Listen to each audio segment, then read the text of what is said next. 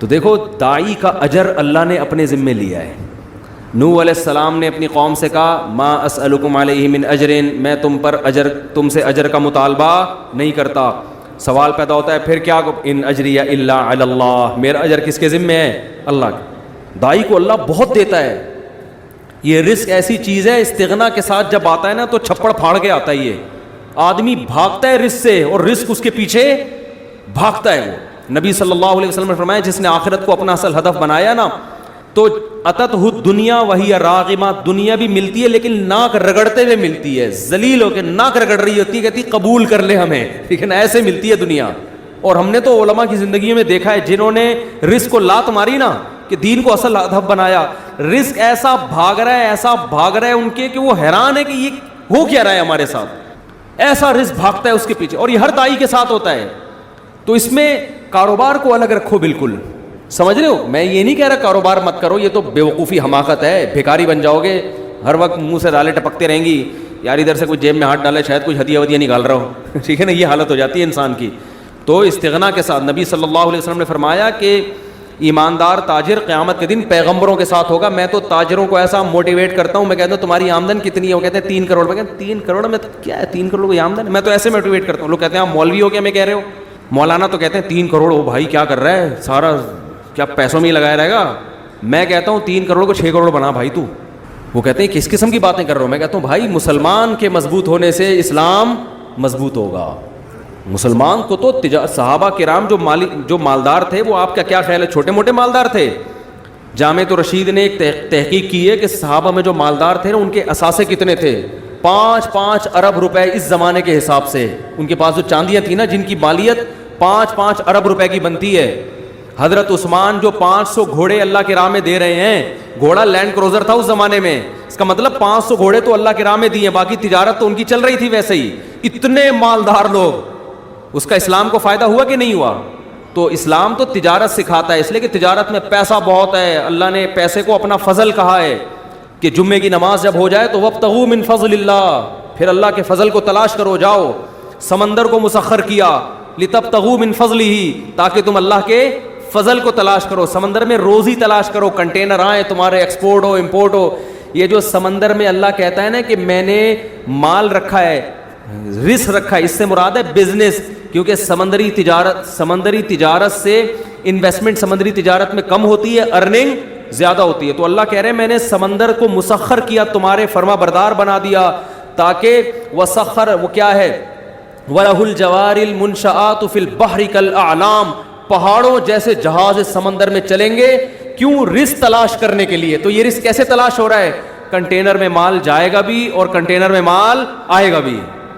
تمہارے کنٹینروں نے, یہ تو سمندر اللہ نے ہمارے لیے بنایا ہے, اور آپ یہاں گولے گنڈے کی دکان کھول کے بیٹھے ہوئے ہو کہ جب گولے گنڈے سے میرا گزارا ہو رہا ہے تو مجھے کنٹینر کی کیا ضرورت ہے. دیکھو گزارا کے لیے تو 2 وقت کی روٹی کافی ہے, شکر ادا کرنے کے لیے تو یہ ہے کہ جس کو 2 وقت کی روٹی بھی مل رہی ہے, ناشکری اس کے لیے جائز نہیں ہے. جب بھی وہ ملے بولے بھائی اللہ کا دیا میرے پاس بہت کچھ ہے, لیکن کمائے قوم کے لیے, مذہب کے لیے, اسلام کے لیے, اللہ کے لیے, کہ اوپر والا ہاتھ نیچے والے ہاتھ سے بہتر ہوتا ہے. جب آپ کے پاس دولت آئے گی جائز طریقے سے, حلال طریقے سے, آپ خرچ کرنے والے بنو گے, سر اٹھا کے جیو گے. اللہ کو مخلوق کے سامنے غلامی پسند نہیں ہے کہ ابھی اس سے ادھار مانگ رہا ہے, کبھی اس سے ادھار مانگ رہا ہے, پیسے ہی نہیں ہے. ہمارے حضرت فرمایا کرتے تھے نا, ایک مولانا صاحب سے میں نے پوچھا آپ شادی کیوں نہیں کرتے؟ حضرت ان کی نقل اتارتے تھے. حضرت فرماتے ہیں آپ اتنے بڑے ہو گئے, آپ شادی نہیں کر رہے ہیں, مسئلہ کیا ہے آپ کے ساتھ؟ تو حضرت ان کی نقل اتارتے تھے کہ جب ان سے پوچھا جاتا کہ شادی کیوں نہیں کر رہے, کہتے ہیں پیسے ہی نہیں ہیں. یعنی ایسا, وہ حضرت کے شاگرد تھے تو کوئی حرج نہیں تھا حضرت کے لیے ان کا مذاق اڑانا. تو حضرت کو بڑا غصہ آیا کہ ایسا اسٹائل کیوں بنا رہے ہو, پیسے ہی نہیں ہیں. یعنی یہ ناشکری والا اسٹائل ہے نا یہ, کیا کریں پیسے ہی نہیں ہیں. تو حضرت کو بہت غصہ آتا تھا ان کے اوپر, نہیں یہ اسٹائل کیوں ہے, اسٹائل یہ ہونا چاہیے بھائی اللہ کا دیا بہت کچھ ہے. اب سوال جب اتنا کچھ ہے تو شادی کیوں نہیں کر رہے؟ بولے بھائی وہ اگلا مہر بہت زیادہ مانگ رہا ہے, آج کل لڑکیوں کے خرچے بہت ہیں, تو اللہ کا دیا تو بہت کچھ ہے, لیکن ان کمبختوں کی ہوس کو لگام کون دے, یوں کر لو. اللہ پہ نہیں, پیسے ہی نہیں ہے کا مطلب اللہ نے مجھے دیا ہی نہیں ہے. تو بولو پیسہ بہت ہے بھائی, اللہ کا دیا بہت کچھ ہے, حالانکہ کچھ بھی نہ ہو پھر بھی بولو بہت کچھ ہے, اس لیے کہ واقعی بہت کچھ ہے. جہاں آپ کو 2 وقت کی روٹی مل رہی ہے نا, آنکھوں میں بینائی ہے, سننے کی سماعت ہے, بہت کچھ اللہ نے آپ کو دے دیا ہے, اب رونے دھونے کی اجازت نہیں ہے. تو اب آپ کماؤ, زیادہ کماؤ, قوم کے لیے کماؤ. آپ مدرسوں میں خرچ کرو گے, بیوہ عورتوں پہ خرچ کرو گے, یتیموں کی, ایک یتیم کی کفالت, نبی نے کیا فرمایا کہ جس نے یتیم کی کفالت کی جنت میں میرے ساتھ ایسے ہوگا. ذهب اہل الدثور بالاجور, صحابہ نبی کے پاس آئے, یا رسول اللہ مالدار لوگ تو اجر میں بڑھ گئے, جتنی نمازیں ہم پڑھتے ہیں وہ بھی پڑھتے ہیں, لیکن صدقات و خیرات تو وہ ہم سے زیادہ کر رہے ہیں. اب غریب آدمی احساس کمتری میں جاتا ہے, تو وہ یہ سوچ کے شکر ادا کرے کہ اللہ نے آپ کو دولت نہ دے کے بہت سے فتنوں سے بچا لیا, کیونکہ دولت آنے کے بعد اجر میں آگے کم بڑھنے لوگ, نیکیوں میں کم بڑھتے ہیں, گناہوں میں بڑھنے والے زیادہ ہیں. تو اللہ نے آپ کو اس آزمائش سے بچا لیا, آپ کا حساب بھی ہلکا پھلکا. قیامت میں اللہ پیسوں کا حساب مانگے گا, آپ بولو گے جیب نکال کے دو گے, اللہ میاں کو بولو پیسے ہی نہیں ہے, کس چیز کا حساب لے رہے ہیں. اللہ صبح ایک انڈا بمشکل کھا لیا کرتے تھے, وہ بھی بیگم کی صلواتیں سن کے, تو وہ ویسے ہی گناہ اس کے غریب کے معاف ہو چکے ہوں گے. بیگم نے اتنی سنائی ہوگی, اس کا سر گنجا کر دیا ہوگا, کم بخت جب دھیلا نہیں ہے تو مجھ سے شادی کیوں کی تھی نے. تو وہ غریب تو ویسے ہی لپٹایا کہاں جائے گا, جنت میں. تو مالدار کی آزمائش زیادہ ہے. تو جو آزمائش اللہ کی طرف سے ہو وہ تو ٹھیک ہے, اپنی حماقتوں سے جو آزمائش ہوتی ہے پھر وہ صحیح نہیں ہوتی. تو آپ اپنی حماقتوں سے اگر غریب بنے ہوئے ہو تو یہ اللہ کی طرف سے آزمائش نہیں ہے, بلکہ یہ کس کی طرف سے ہے, یہ آپ کی اپنی حماقت ہے. تو اپنے طرف سے تو کوشش کرنی چاہیے. خیر, بات کو جلدی سے سمیٹ کے ختم کرتا ہوں. اللہ تعالیٰ نے انسان کو جو تمام مخلوق پہ ترجیح دی ہے, اس ترجیح کی وجہ یہ ہے کہ انسان کے اندر علم کی صلاحیت اللہ نے رکھی ہے. علم کا مطلب جاننے کی صلاحیت. جانوروں کے اندر بھی یہ صلاحیت ہوتی ہے مگر بہت ہی محدود. جانور بھی سکھانے سے کچھ حد تک چیزیں سیکھ جاتے ہیں, زیادہ نہیں سیکھ پاتے وہ. لیکن سیکھنے کی جو غیر معمولی صلاحیت ہے وہ اللہ تعالیٰ نے صرف اور صرف انسان کے اندر رکھی ہے. تو اسی بیس پہ اللہ تعالیٰ نے انسان کو تمام مخلوق پر فضیلت دی. یہ جو میں نے آیت پڑھی ہے قرآن مجید کی, اللہ تعالیٰ نے جب فرشتوں کو کہا کہ آدم کو سجدہ کرو تو فرشتوں کو اعتراض ہوا, وَيَسْفِكُ الدِّمَاءَ, یہ زمین میں خون بہائے گا. تو اللہ تعالیٰ نے کیا فرمایا, میں اس کے بارے میں وہ کچھ جانتا ہوں جو تم نہیں جانتے. اور پھر آدم علیہ السلام کو بنانے کے بعد اللہ تعالیٰ نے تمام اشیاء, آدم علیہ السلام کو تمام اشیاء کے نام سکھائے اور فرشتوں کو کہا کہ تم ان چیزوں کے نام بتاؤ. تو فرشتے نہیں بتا پائے, اور آدم علیہ السلام نے جب بتائے تو اللہ نے فرشتوں سے کیا فرمایا, الم اقل لکم, میں نے تمہیں کہا نہیں تھا میں وہ کچھ جانتا ہوں جو تم نہیں جانتے. تو معلوم یہ ہوا کہ انسان کی جو فضیلت ہے نا وہ علم کی بیس پر ہے. اب جتنا زیادہ صاحب علم ہوگا اتنا زیادہ صاحب فضیلت ہوگا. اچھا, اللہ نے انسان کو علم کی صلاحیت دی, تو آپ کا کیا خیال ہے کسی کے اندر صرف صلاحیت ہونے سے فضیلت مل جاتی ہے اس کو؟ ایک آدمی میں دولت کمانے کی صلاحیت ہے مگر نہیں کماتا, اور دنیا کو بتاتا پھرتا ہے میرے اندر اتنی صلاحیت ہے, میں ہر مہینے کروڑوں روپے کما سکتا ہوں, میرے اندر اتنی صلاحیت ہے, میں یہ کر سکتا ہوں, میں وہ کر سکتا ہوں. تو لوگ کیا کہیں گے, بھائی تو کر کے دکھا دے. جب تک نہیں کر رہا یہ تو اور بری بات ہے کہ صلاحیت تیرے اندر اتنی ہے اور تو کچھ بھی نہیں کر رہا. تو تجھ سے بہتر تو وہ ہے جس میں صلاحیت ہی نہیں ہے, کم از کم وہ مجرم تو نہیں بن رہا. تو اللہ نے انسان کے اندر علم کی صلاحیت رکھی, یہ فضیلت کی بات ہے, لیکن یہ فضیلت کامل جبھی ہوتی ہے جب وہ اس صلاحیت سے فائدہ اٹھائے, اس صلاحیت سے فائدہ اٹھائے وہ. اب خوب اچھی طرح ایک بات کو سمجھیں, اللہ کرے یہ دماغ ذہن نشین ہو جائے, یہ بات ذہن نشین ہو جائے. علم کی 2 قسمیں ہیں. ایک قسم علم کی وہ ہوتی ہے جو مقصود نہیں ہوتی لیکن ذریعہ مقصود ہوتی ہے, جن کو ہم کہتے ہیں علم کے آلات. مثال کے طور پر ہم لکھنا سیکھتے ہیں, الف با تا ثا اے بی سی ڈی, پڑھنا سیکھتے ہیں. تو پڑھنا کیوں سیکھتے ہیں؟ کیونکہ علم کتابوں میں ہوتا ہے, بہت زیادہ علم. تو ہم جب پڑھنا سیکھیں گے تو ہمیں کتابیں پڑھنا آ جائیں گی اور کتابوں کے ذریعے ہمیں نالج ملے گی. اب مجھے بتاؤ, ایک آدمی الف با تا ثا سیکھ گیا, اے بی سی ڈی سیکھ گیا, پڑھنا سیکھ گیا, لیکن پڑھتا نہیں ہے, اور وہ کہتا ہے مجھے انگلش بھی آتی ہے, مجھے اردو بھی آتی ہے, مجھے عربی بھی آتی ہے, مجھے اے بھی آتا ہے, مجھے بی بھی آتا ہے, مجھے الف بھی آتا ہے, مجھے با بھی آتا ہے. تو ہم کیا کہیں گے, بھائی تو نے علم کا جو ذریعہ تھا نا وہ ذریعہ تو حاصل کر لیا, لیکن یہ ذریعہ ہے, یہ مقصود نہیں ہے. یہ بھی فضیلت کی بات ہے, لیکن یہ فضیلت بھی اس کے لیے ہے جو اس سے فائدہ اٹھائے. جو فائدہ نہیں اٹھاتا تو اس کا مطلب پھر وہیں آ کے کھڑا ہو گیا کہ بھائی جو علم کی صلاحیت ہے مگر علم حاصل کر نہیں رہا. اور بہت ساری چیزیں ہم سیکھتے ہیں وہ مقصد نہیں ہوتی, وہ ذریعہ مقصود ہوتی ہیں. بچے کو آپ نے انٹرنیٹ کا استعمال سکھا دیا, آج کل کمپیوٹر سائنس میں ڈپلومے ہو رہے ہیں, ماسٹرز ہو رہے ہیں. کہا جاتا ہے بھائی کمپیوٹر سائنس میں اس نے ماسٹر کیا ہے, اس نے یہ کیا, اس نے وہ کیا, انجینئر ہے کمپیوٹر سائنس میں, یہ ہو رہا ہوتا ہے نا. یہ بھائی کمپیوٹر سائنس میں آپ نے یہ کچھ کرنے کے بعد اس کا آؤٹ پٹ کیا ہے, اس کا ریزلٹ کیا آ رہا ہے, تو وہ علوم جو علم کا ذریعہ ہوتا ہے ان کو فنون کہا جاتا ہے. فنون, ان کو اصطلاح میں کیا کہا جاتا ہے, بولے فنون. وہ مقصد نہیں ہے, اس سے انسان کی فضیلت ثابت نہیں ہوتی ہے. خوب سمجھ لیں اچھی طریقے سے, یعنی وہ والی فضیلت جس کی بیس پہ اللہ نے انسان کو تمام مخلوق پہ فضیلت دی ہے, وہ والی فضیلت ثابت نہیں ہوتی. دوسری فضیلتیں ہو جاتی ہیں, چھوٹی موٹی فضیلتیں. مثال سے بات سمجھاتا ہوں. یہ جو علوم ہے نا جن کو فنون کہا جاتا ہے, فن, یہ بھی دو قسم کے ہیں, اس سے سمجھنے میں آسانی ہوگی. آپ ایک قدیم فنون, ایک جدید فنون. سمجھتے ہو قدیم فنون اور جدید. قدیم فن کیا تھا, مٹی سے پیالہ بنانا. آپ نے یہ کمار دیکھے ہوں گے نا, میں تو دیکھا ایک دفعہ, میں نے ان کا ولاگ بھی بنایا تھا, وہ پتہ نہیں ویڈیو ہی کہیں غائب ہو گئی, دوبارہ بناؤں گا. وہ کیچڑ میں لت پت ہوتے ہیں اور کیچڑ سے صرف ڈوریاں گھما گھما کے کیا کچھ نہیں بنا لیتے. وہ سرائیاں بناتے ہیں, مٹکے بناتے ہیں, گلدستے بناتے ہیں, ایسی ایسی چیزیں بناتے ہیں, آدمی حیران ہو جاتا ہے. پھر اس پہ ایسے ڈیزائن بھی بنا دیتے ہیں, اتنی ان کے ہاتھ میں صفائی ہوتی ہے کہ آدمی حیران ہوتا ہے. یہ بھی علم ہے, لیکن یہ علم فن والا علم ہے. فن ہے, ایک ہنر ہے آپ کے ہاتھ میں. یہ وہ علم نہیں ہے جس کی بیس پہ اللہ نے انسان کو بولو فضیلت. یہ فن ہے. قالین بنایا کرتے تھے پہلے لوگ, ہاتھ سے تصویر بنا لیا کرتے تھے, بہت کچھ. پہلے زمانے میں تو یہ جو انجینئرز ہوتے تھے, ہاتھوں سے ہی ان کے کمالات ہوتے تھے, بڑی بڑی بلڈنگیں بنا لیا کرتے تھے. ان فنون نے ترقی کی تو کمپیوٹر سائنس کا دور آیا. ویب ڈیزائنر ہوتے ہیں, ویب سائٹ بنا لیتے ہیں, اور گرافک ڈیزائنر ہوتے ہیں, عجیب عجیب چیزیں بنا لیتے ہیں, سافٹ ویئر بنا لیتے ہیں, ایسے ایسے سافٹ ویئر بنا لیتے ہیں آپ کے, یعنی آدمی حیران ہوتا ہے یار کیلکولیشن کے. دیکھو کیسے کیسے نت نئے طریقے. کیلکولیٹر جس نے بنایا تھا وہ بھی تو ایک فن تھا نا. تو یہ والے جو فنون ہیں یہ جدید فنون ہے. اب چونکہ جدید ہیں, تھوڑا ٹیکنیکل قسم کے ہیں, تو ان لوگوں کی عزت تھوڑی زیادہ ہوتی ہے, ہونی چاہیے کہ یار یہ سائنسی, انہوں نے پڑھا ہے باقاعدہ. لیکن خوب اچھی طرح سمجھ لو یہ بھی کیا ہے, فنون ہی ہے. ان کی حیثیت بھی فن سے زیادہ کچھ بھی نہیں ہے. ہاں یہ الگ بات ہے, اس فن کی بیس پہ آپ بہت یعنی کچھ کر سکتے ہو, کمالات کا اظہار کر سکتے ہو آپ.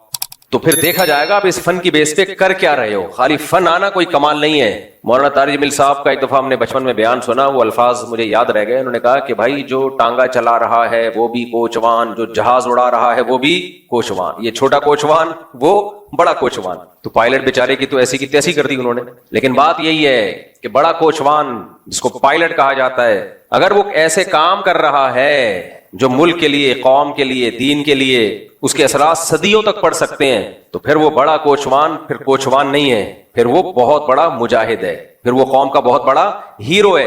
اور وہی کام اگر ایک ٹانگا چلانے والا کر دے تو وہ بھی بہت بڑا ہیرو ہے پھر قوم کا. لیکن وہ کر نہیں سکتا. جو کام جہاز پہ بیٹھ کے ہو سکتا ہے وہ گھوڑے پہ بیٹھ کے نہیں ہو سکتا. تو پائلٹ بن جانا, انجینئر بن جانا کمپیوٹر سائنس میں یا کسی بھی فیلڈ میں, یا ڈاکٹر بن جانا, یہ علم کی وہ قسم ہے جس کو اصطلاح میں کیا کہا جاتا ہے, فن. سمجھ رہے ہو کہ نہیں سمجھ رہے؟ آرٹ کہتے ہیں جس کو انگلش میں, آرٹ ایک فن ہے آپ کے پاس.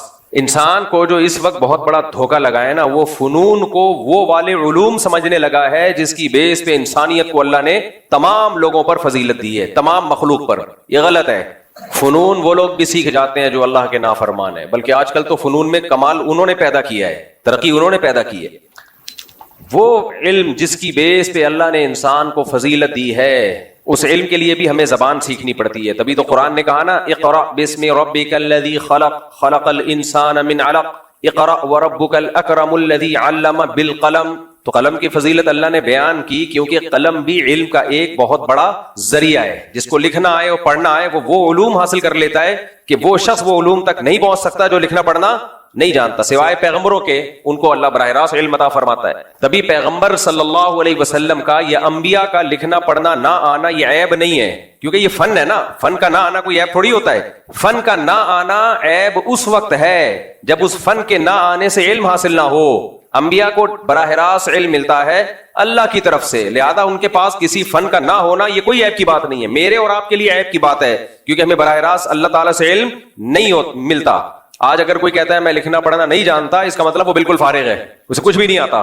کیونکہ علم کا بہت بڑا ذریعہ ہمیں کہاں سے ملتا ہے, کتابوں سے ملتا ہے, تحریروں سے ملتا ہے. اور انبیاء کو کہاں سے ملتا ہے, براہ راست اللہ سے. تو ان کا تو علم کا جو سورس آف نالج ہے وہ بہت ہی اسٹرانگ ہوتی ہے. یہ مثالوں سے میں بات اس لیے سمجھا رہا ہوں کہ آج علم کو کم فوکس کیا جا رہا ہے, ذریعے کو زیادہ فوکس کیا جا رہا ہے. پڑھا لکھا اس کو سمجھا جاتا ہے جس کو انگلش آتی ہے, پڑھا لکھا اس کو سمجھا جاتا ہے جو کمپیوٹر پہ ٹھش ٹھش بولو کر سکتا ہے. پڑھا لکھا اس کو سمجھا جاتا ہے جو جہاز اڑا سکتا ہے، پڑھا لکھا اس کو سمجھا جاتا ہے جو جس کے پاس ڈگریاں ہیں. او بھائی یہ پڑھا لکھا نہیں ہے، یہ بھی ہے لیکن وہ والا پڑھا لکھا جس کو قرآن پڑھا لکھا کہتا ہے. دیکھو قرآن تو بڑے بڑے پڑھے لکھوں کو جاہل کہہ کے خطاب کر رہا ہے. قرآن نے ایھا الجاہلون کہا نا، قرآن میں مشرکین مکہ کو ایھا الجاہلون ہے، جاہلو، حالانکہ وہ تو بہت سے ان میں لکھنا پڑھنا جانتے تھے. بعض نے تو مسلمانوں کو لکھنا پڑھنا سکھایا ہے، لیکن قرآن ان کو کیا کہہ رہا ہے؟ بولو جاہلو. بہت سارے پیغمبر دنیا میں آئے تو ان کی قوم کے پاس جو فنون تھے نا، وہ پہاڑوں کو تراش کے گھر بنانا جان لیا کرتے تھے. پہاڑوں کو تراشتے تھے اور پورے پورے محل کھڑا کر لیا کرتے تھے. یہ بھی تو ایک نالج تھی کہ نہیں تھی؟ یہ بھی تو ایک نالج تھی، علم تھا. لیکن یہ علم کون سا علم تھا؟ فن والا، فنون. ایک آرٹ تھا کہ پہاڑوں کو کھودیں گے اور پہاڑ کے اندر پورا محل بنا دیں گے. مجھے اور آپ کے پاس یہ علم نہیں ہے. حتیٰ کہ جو پیغمبر آئے ان کو بھی نہیں یہ فن آتا تھا. لیکن قرآن کیا کہہ رہا ہے؟ فَرِحُوا بِمَا عِندَهُم مِّنَ الْعِلْمِ. ان کے پاس جو فنون تھے اس علم کی بیس پہ وہ تکبر کرنے لگے اور پیغمبروں کا مذاق اڑانے لگے کہ ہمیں تو یہ بھی آتا ہے، آپ کو یہ نہیں آتا، ہمیں تو یہ بھی پتا ہے، آپ کو معاذ اللہ یہ بھی نہیں پتا. کیونکہ ترقی کی نا ان قوموں نے، ترقی اپنے فنون کی بیس پہ کی. جن فنون کی بیس پہ ترقی کی تو انہی فنون کی بیس پہ وہ پیغمبروں کا مذاق اڑانے لگے. نبی کریم صلی اللہ علیہ وسلم، صحیح مسلم کی حدیث، آپ صلی اللہ علیہ وسلم نے صحابہ کرام سے کو جب دیکھا کہ وہ تعبیر نخل کرتے ہیں مدینہ منورہ میں، یعنی کھجور، نر کھجور کا بھور ڈالتے ہیں مادہ کھجوروں پہ، اسے کھجور بہت پیدا ہوتی ہے. تو آپ صلی اللہ علیہ وسلم نے ارشاد فرمایا کہ ایسا مت کرو. صحابہ نے نہیں کیا، اسے پیداوار کم ہو گئی. تو صحابہ نے شکایت کی کہ یا رسول اللہ، ہم نے آپ کے مشورے پر عمل کیا اور پیداوار کم ہو گئی. تو آپ صلی اللہ علیہ وسلم نے فرمایا انتم اعلم بامور دنیاکم منی، تم دنیا کے معاملات مجھ سے زیادہ بہتر جانتے ہو. اور انما انا بشر مثلکم، میں تمہاری طرح کا انسان ہوں. میں جب تمہیں دین کے بارے میں کسی بات کا حکم دوں تو اس کو بجا لاؤ، اور جب دنیا کے بارے میں حکم دوں انتم اعلم بامور دنیاکم منی، تو دنیا کے معاملات تم مجھ سے زیادہ جانتے ہو. کہتے ہیں کہ جو نبی کی باتیں ہیں نا، وہ باتیں ہی نبی ہونے کی دلیل ہے. آج کوئی چھوٹا سا پیر بن جائے نا، یہ ٹاپک سے ہٹ رہا ہوں لیکن ہٹنے دو تھوڑا سا پیر بن جائے نا، پھر اس کے دعوے دیکھو. مارکیٹ میں ہول سیل کے حساب سے پیر و مرشد ہیں. پتھر اٹھاؤ پیر نکلے گا، یہ میرے مرشد ہیں، یہ میرے اس کے مرشد، یہ فلانے کے مرشد، یہ ڈمکانے کے مرشد. مرشدوں کے حالات دیکھو. مرشد کو پتا ہوتا ہے میرے اوپر کیا حالات گزر رہے ہیں. مرشد کبھی غلط بات کر ہی نہیں سکتا. مرشد سے پوچھ کے شادیاں ہو رہی ہیں، مرشد سے پوچھ کے طلاقیں ہو رہی ہیں، مرشد سے پوچھ کے کاروبار ہو رہے ہیں. وہ مرشد ہے. یہ ایک انسان سب کچھ نہیں ہو سکتا. مرشد دوائیں بھی مرشد دیتے ہیں. جو مرشد کا اوریجنل کام ہے وہ نہیں کر رہے، باقی سارے کام مرشد. جو مرشد کا کام تھا لوگوں کے ظاہر باطن کی اصلاح کرنا. ظاہر باطن کی، ظاہر کے مطلب کیا؟ کبیرہ گناہ چھڑوا دینا، نمازوں کی پابندیاں کروا دینا، داڑھی رکھوا دینا. مرشد کی مرید میں اگر کوئی عورت ہے تو اسے پردہ کروا دینا، شوہر کا فرما بردار بنوا دینا، اس کے اخلاق درست کروا دینا، حرام چھڑوا دینا، کاروبار میں رشوت لیتے ہو رشوت چھڑوا دینا. یہ ونس اپون اے ٹائم پیر و مرشد کا کام ہوا کرتا تھا. Once upon a time. سمجھ میں آ رہی بات کہ نہیں آ رہی؟ پہلے زمانے میں پیر کسے کہا جاتا تھا؟ پیر اسے کہا جاتا تھا، دیکھو انگریزوں میں بھی پیر و مرشد ہوتے ہیں، وہ اس کو کہتے ہیں کاؤنسلنگ کرنے والا، مینٹور. وہ اس کو کیا کہتے ہیں؟ یہ ہمارا مینٹور ہے. ہر دور میں انسان کو تربیت کی ضرورت ہوتی ہے. ہر دور میں خود سے بہت مشکل ہوتا ہے، بہت ساری چیزوں میں ہدایت کی ضرورت ہوتی ہے. گورے بھی موٹیویشنل اسپیکرز کو سنتے ہیں نا، ان کو موٹیویشن ملتی ہے. ان کے یہاں بھی کچھ ہوتے ہیں، سلیکٹڈ لوگ ہوتے ہیں. شیکسپیئر کے کتنے ملفوظات مارکیٹ میں چل رہے ہوتے ہیں. انگریزوں کا بزرگ گزرا ہے شیکسپیئر. ہم بچپن میں سنتے تھے شیکسپیئر نے یہ فرمایا، شیکسپیئر نے یہ فرمایا، شیکسپیئر نے یہ فرمایا، تو چل میں تیرے پیچھے آیا.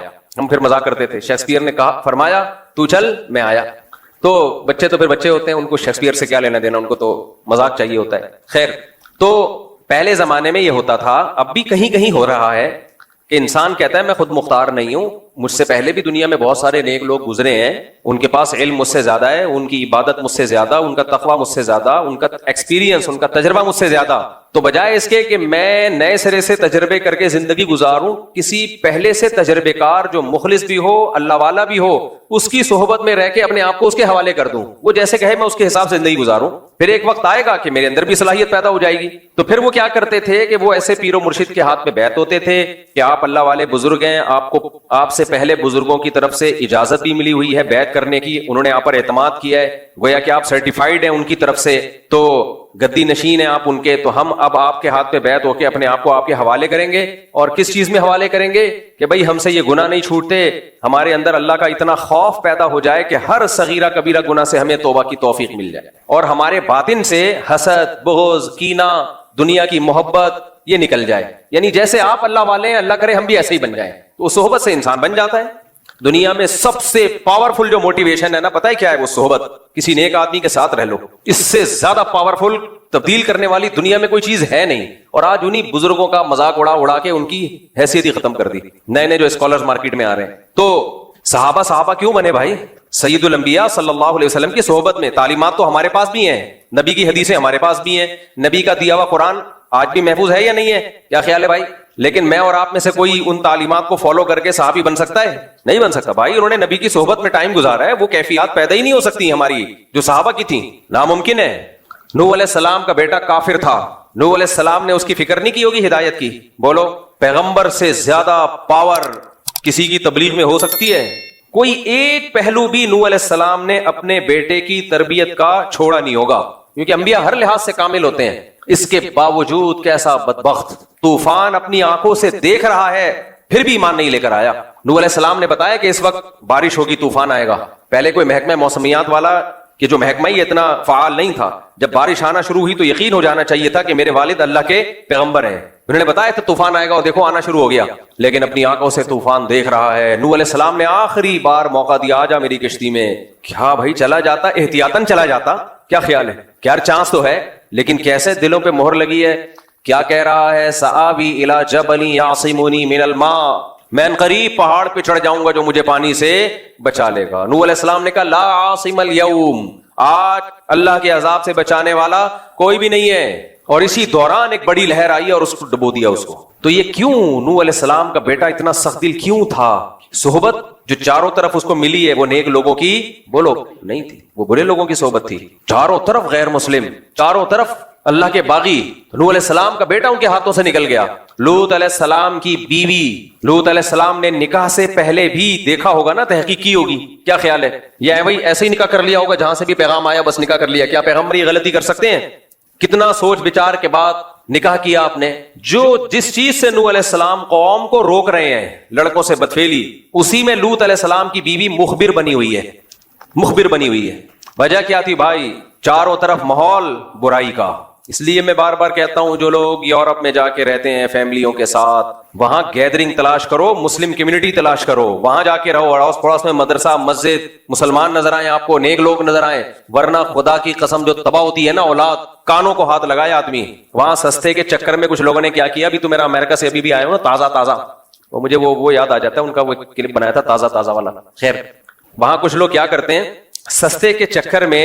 امریکہ میں لا یہ ہے کہ جو بھی گاؤں دیہات میں یا دور رہے گا نا تو اس کو بینیفٹس بہت ملتے ہیں. ان لوگوں نے ہر چیز میں پلاننگ کی ہوئی ہے. وہ چاہتے ہیں ہمارے ملک کی آبادی بڑھے اور بہت زیادہ بڑھے, لیکن اس کی پلاننگ کا انہوں نے طریقہ یہ اختیار کیا ہوا ہے کہ سبب میں جا کے رہو, دور رہو شہروں سے, ایک ہی جگہ گھسو مت. ہم ڈھاکہ گئے نا بنگلہ دیش میں, ماشاءاللہ بہت آبادی, لیکن اتنا چھوٹا شہر, اسی میں سب ہے. اب ایک فیملی کے 8-10 بچے پیدا ہوئے تو اوپر والے پورشن میں, اس کے مزید پیدا ہوئے تو اس سے اوپر والے پورشن میں, مزید ہوئے تو اور اوپر والے پورشن. ابے بھائی کیا معراج پہ جا رہے ہو, کیا کر رہے ہو, آسمان پہ جا رہے ہو کہ ستارے توڑنے کا ارادہ ہے؟ آبادی کو پھیلاؤ نا. اس کا نقصان کیا ہوتا ہے؟ حالانکہ بنگلہ دیش میں اسپیس بہت ہے, بہت اسپیس ہے بنگلہ دیش کے پاس, بہت خوبصورت کنٹری ہے بھائی, پھیلاؤ آبادی کو. لیکن یہ کام عوام کا نہیں ہوتا. یہ پلاننگ کس کی ہوتی ہے؟ گورنمنٹ کی. گورنمنٹ جب صحیح ہوتی ہے تو وہ پلاننگ کرتی ہے پبلک کے لیے, سب خوش ہوتے ہیں. ہمارے یہاں گلستان جوہر میں دیکھ لو, کھارا در میں دیکھ لو, یہی ہو رہا ہے. بلکہ مجھے تو ایسا لگتا ہے کھارا در میں نیچے کو جا رہے ہیں, دھستا جا رہا ہے کھارا در, تو گھسے چلے جائیں گے. پھر میرے اوپر اعتراض کرتے ہیں کہ آبادی پہلے ہی اتنی بڑی ہوئی ہے, لوگوں کے پاس رہنے کی جگہ نہیں ہے, اور یہ مولوی کہتا ہے دے دنادن بچے پیدا کرو. بھائی بچوں پیدا کرو, جگہ بہت ہے. آپ کا دماغ خراب ہے کہ ایک ہی جگہ پہ گھس رہے ہو. اب میں نے اللہ کا فضل سے, اب جب میرے اتنے سارے بچے ہیں تو ایک کمرے میں تھوڑی گھسڑے ہوئے ہیں سارے. میں نے ایک کمرے میں ان کو سب کو گھسیڑ دوں, یا 1-2 کمروں کے گھر میں 4 بیگمات اور 18-19 بچے گھسیڑ دوں, تو یہ اپنے ساتھ بھی ظلم ہوگا, ان کے ساتھ بھی ظلم ہوگا. پھیلاؤ بھائی, دور کرو, سستی جگہ لو, دور لو سستی جگہ. تو اب وہاں گورنمنٹ کیا کرتی ہے, کیونکہ گورنمنٹ وہ لوگ بہرحال اپنی قوم کے ساتھ خیر خواہ ہیں, وہ لوگ دوسروں کے ساتھ جیسے مرضی ہوں. وہاں گورنمنٹ یہ کرتی ہے کہ بھائی, وہ کہتی ہے کہ جاؤ دور دراز علاقوں میں جا کے رہو, تمہیں وہاں زیادہ سہولتیں ملیں گی, ٹیکس کم سے کم ہوگا. اب ٹیکسز ایک جگہ ہے جہاں اسپیس بہت بڑا صوبہ ہے, گورنمنٹ نے بول دیا, پالیسی بنا دی, جو امریکہ کی اسٹیٹ ٹیکسز میں رہے گا اس کا ٹیکس کیا ہوگا, टैक्स फ्री होगा वो या कम होगा। तो अब जैसे ही किसी शहर में आबादी बढ़ती है, लोग सस्ते के चक्कर में कहां चले जाते हैं? ऐसी स्टेट्स में जाते हैं जहां खुले डुल्ले हैं। हमारे यहाँ ऐसी कोई पॉलिसी नहीं है। पूरे एक जमाने में तो पूरे पाकिस्तान की आबादी कराची की तरफ रुख कर रही थी, फिर यहाँ हालात खराब हुए तो थोड़ा सा बाहर हो गए, वरना सब कराची कराची कराची कराची। माशाल्लाह कराची है भी ऐसा बरकत वाला शहर, तो सब आके यहाँ क्या नतीजा निकलेगा मेरे भाई? फिर ऊपर जाते रहेंगे जाते रहेंगे जाते रहेंगे, फ्लैटों में घुसे, खिड़कियों से निकल निकल के गिर रहे हैं। तो खैर कहां से कहां मैं चला गया। तो बांग्लादेश में ढाका शहर की आबादी इतनी है कि वहां की गवर्नमेंट को चाहिए कि इस जैसा एक और शहर आबाद करे और बोले अब इस शहर में रहने की मजीद किसी को इजाजत नहीं है। ये प्लानिंग कौन करती है? हुकूमत का काम है ये। तो हमारे मुल्कों में चाहे पाकिस्तान हो, चाहे इंडिया हो, चाहे बांग्लादेश हो, हम हैं तो तीनों एक ही माँ बाप की औलाद ना। अबे इंडिया, पाकिस्तान, बांग्लादेश ये हैं असल में एक ही बाप की औलाद। बाद में इख्तलाफात की वजह से, जैसे तीन भाइयों में लड़ाई होती है तो शादी के बाद अलग अलग हो जाते हैं, तो हम लोग भी क्या हो गए, इंडिया पाकिस्तान बांग्लादेश अलग अलग हो, लेकिन है असल में क्या, ब्लड एक ही है। तो हरकतें तीनों की सेम है, हरकतें हम तीनों की सेम है। उन हरकतों में ये भी कि स्पीड फुल है, मैनेजमेंट जीरो है। अब गवर्नमेंट कहती है स्पीड रोको, ना ना ना ना ना ना, स्पीड नहीं रोकेगा। हमारा सरमाया औलाद है भाई। हमारे लिए सबसे बड़ा गिफ्ट कुरान की नजर में क्या है? औलाद। क्यों रोके भाई? हम पागल हैं क्या? अपनी खुशियां छीन ले हम? तुम प्लानिंग नहीं करते आबादी को फैलाने की, तो हम तुम्हारी नाअहली की वजह से अपनी खुशियां छीन ले हम भाई, अपने घरों की रौनक को हम खत्म कर दें, ये नहीं होगा। तो खैर, तो कहां से कहां चला गया भाई यार, बात क्या चल रही थी? देखो, इल्म तो दो तरह का होता है। मैं अमेरिका में कैसे आया, वहां के माहौल की बात कर रहा था मैं।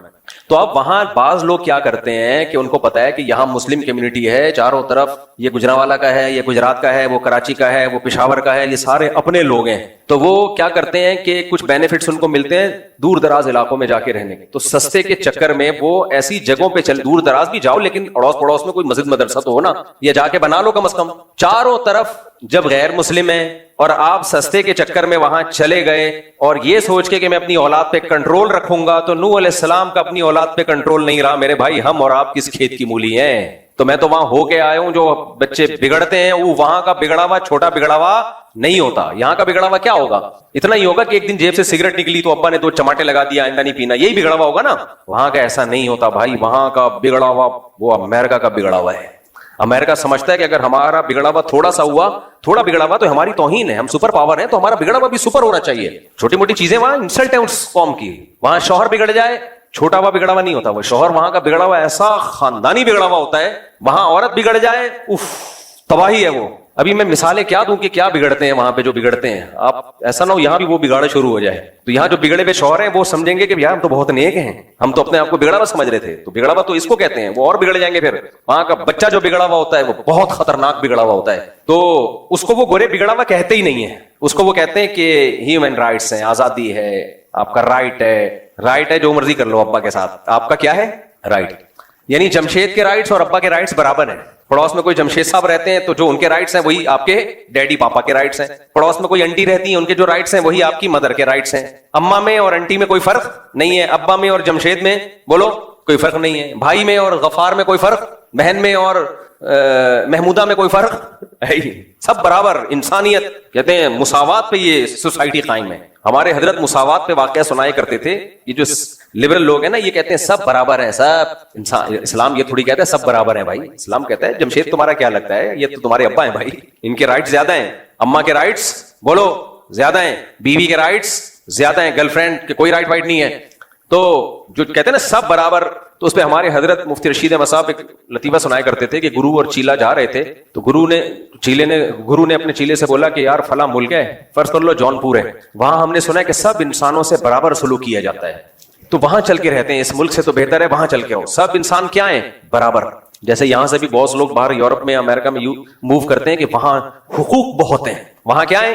हुकूक। एक खातून का वंस अपॉन अ टाइम जब मैं कॉल सुना करता था, फोन आया कि मैं मुफ्ती साहब मैं आपसे मशवरा ले रही हूं, इस्लामाबाद छोड़ के जा रही हूँ। लिबरल आंटियों का स्टाइल भी होता है ना, मैं पाकिस्तान छोड़ के जा रही हूँ यहाँ से। मैंने कहा खैरियत क्यों? ये घुटन वाला मुल्क है। ये क्या है? यहाँ क्या है? घुटन। मेरे डैडी मुझे डांटते हैं, मेरी मम्मा मुझे डांटती हैं, बात बात पे रोक टोक, ये पहनो ये नहीं पहनो, घुटन का माहौल है। पहले मुझसे मसला पूछ रही थी कोई, फिर मैंने कहा तो मुझे लगा कि ये तो इस्लाम से ही फारिग हो गई है। खैर, तो ये वाली आंटियां जब बाहर जाती है ना, घुटन का माहौल, तो इनकी उम्र जब थोड़ी सी ढलकती है, समझ रहे हो बात, फिर इनको पता चलता है कि वहां जो रोक टोक थी ना हमारे माँ बाप की तरफ से, वो रोक टोक हमारे फायदे के लिए थी اور اب ہم وہ روک ٹوک اپنی اولادوں پہ بھی نہیں کر سکتے. کچھ بھی نہیں ہے. بچہ پیدا کر لیا آپ نے ایسے جیسے بلی پال لی آپ نے, سمجھ رہے ہو, بلکہ بلی بھی تھوڑی دم ہلاتی رہتی ہے, گھر چھوڑ کے نہیں جاتی. تو بچہ اور روبوٹ میں کوئی فرق نہیں ہے, الا یہ کہ کوئی بچہ ایکسٹرا آرڈینری کوئی اللہ کی طرف سے اس میں کوئی الگ سے سافٹ ویئر انسٹال ہوئے ہوئے. ہاں جو دیندار ہیں ان کی بات نہیں کر رہا میں. ایک تو فوراً کمنٹس نیچے بہت آنا شروع ہو جاتے ہیں, ہمارے یہاں تو ایسا نہیں ہے, ہم تو یہاں 20 سال سے رہ رہے ہیں امریکہ میں. بھائی آپ کے علاوہ کی بات کر رہا ہوں میں, آپ کی بات ہی نہیں کر رہا میں. جنہوں نے کنٹرول کیا ہوا ہے, دینی ماحول دیا ہوا ہے, وہ الگ ہے. تو خیر, تو اب کیا ہے, تو وہ کیا ہے کہ سستے کے چکر میں رہتے ہیں, ایسی جگہوں پہ جا کے 4 مہینے تبلیغ میں لگے ہوئے, سال ابا کے تبلیغ میں لگے ہوئے. بچہ مرتد ہو گیا ہے, ملحد ہو گیا, خدا کا منکر ہے, خدا کا انکار کر رہا ہے وہ, کیونکہ چاروں طرف سن کیا رہا ہے وہ اسلام کے اگینسٹ باتیں سن رہا ہے چاروں طرف. اور پھر اٹریکشن اتنی ہے, شراب, کباب, اسلام تو ان سب چیزوں سے روکتا ہے. تو وہ اپنے ابا کو اماں کو بے وقوف سمجھنا شروع کر دیتا ہے کہ یہ بے وقوف. بھائی تھوڑے دنوں میں تمہیں پتا چلے گا کہ بے وقوف کون تھا, کون بے وقوف تھا. خیر, تو وہاں جب رہتے ہیں تو اس صحبت کے اثرات کیا ہوتے ہیں. بچے گئے. میں یورپ جب گیا نا تو مجھے یاد ہے ایک والدین میرے پاس آئے, انہوں نے کہا کہ ہماری بیٹی مرتد ہو گئی تھی بالکل, اور وہ ماں باپ دیندار تھے, الگ سے مجھ سے ملنے کے لیے آئے, اور کوئی دعوت اس پہ اثر نہیں کر رہی تھی, بالکل اسلام چھوڑ دیا تھا اس نے. خون کے آنسو روتے ہیں جن کے دل میں ذرا سی بھی غیرت ہو. پھر انہوں نے میرا شکریہ ادا کیا کہ آپ کے بیانات مسلسل سنتے سنتے سنتے سنتے الحمدللہ دوبارہ مسلم ہو گئی ہے. میرا کیا کمال ہے, تو اسلام کا کمال ہے, اسلام میں اٹریکشن ہے. لیکن انہوں نے کہا کہ آپ کے سنے اس لیے کہ تھوڑا لائٹ موڈ میں آپ نے باتیں کی ہیں, ورنہ وہ بعض دفعہ ہمارے بعض مولانا, سارے تو نہیں بھائی, بڑے اچھے ہم سے تو زیادہ اچھے لوگ ہیں, وہ ایسی سخت اسٹائل میں بات کرتے ہیں کہ وہ بندہ قریب آنے کے بجائے دور ہو جاتا ہے. میں بتا رہا تھا نا, ایک مولوی صاحب بیان کر رہے تھے, میں جمعے کا دن گیا ان کا بیان سننے, تو حضرت علی نے فرمایا.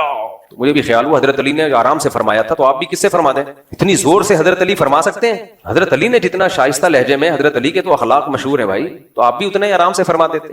تو کبھی کبھار زور خطابت میں چیخنا چلانا بھی اچھا لگتا ہے کبھی کبھار, لیکن ٹاپک بھی ہونا وہ. تو ہمیشہ یہ جو دلائل کی بات آسان انداز سے ہی, مدلل انداز سے ہی ہونی چاہیے. خیر, تو نوح علیہ الصلوۃ والسلام, لوط علیہ السلام کی بیوی صحبت کی وجہ سے, ماحول کی وجہ سے خراب ہوئی. جب مجھے کہتے ہیں نا لوگ, مفتی صاحب میں لندن آیا تھا اپنی باپردہ بیوی کو لے کے, اس نے مجھے کہا کہ مجھے جاب کی اجازت دو, میں نے کہا چلو ٹھیک ہے. انسان تنگ نظر نہیں ہونا چاہیے, براڈ مائنڈیڈ ہونا چاہیے. تو میں نے اجازت دے دی, اب وہ میرے ہاتھوں سے نکل گئی, وہاں کسی گورے پہ عاشق ہو گئی ہے. سب عورتیں ایسی نہیں ہوتی بھائی, بہت ساری نیک خواتین جاب کر رہی ہیں, لیکن بہت سی ہو بھی جاتی ہیں. تو میں اس کو مثال دیتا ہوں لوط علیہ السلام کہ بھائی پیغمبر اپنی بیوی کو نہیں بچا سکے یار, اور تو اس ماحول میں اجازت دے رہا ہے جا کے. یہ سارا مسئلہ کھڑا ہوتا ہے جب قناعت ختم ہو جائے, زیادہ کی ہوس.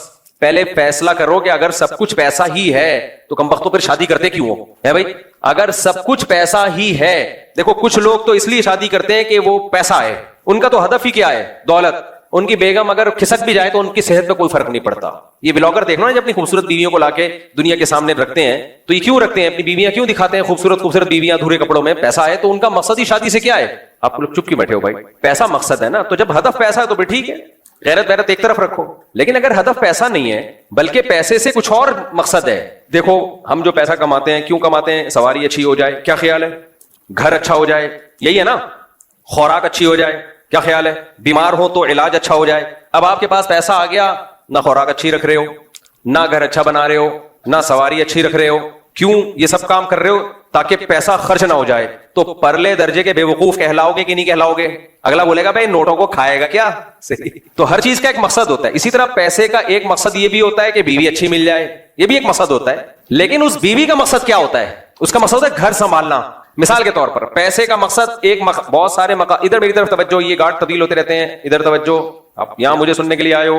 دیکھو پیسے کا کہ بہت سارے مقاصد میں ایک مقصد اچھا کھانا بھی ہے, کیا خیال ہے؟ اب آپ نے کیا کیا؟ اچھا کھانا خرید لیا, مرغے ورغے بکرے پائے وائے بڑے زبردست, اب کھا نہیں رہے آپ اس کو.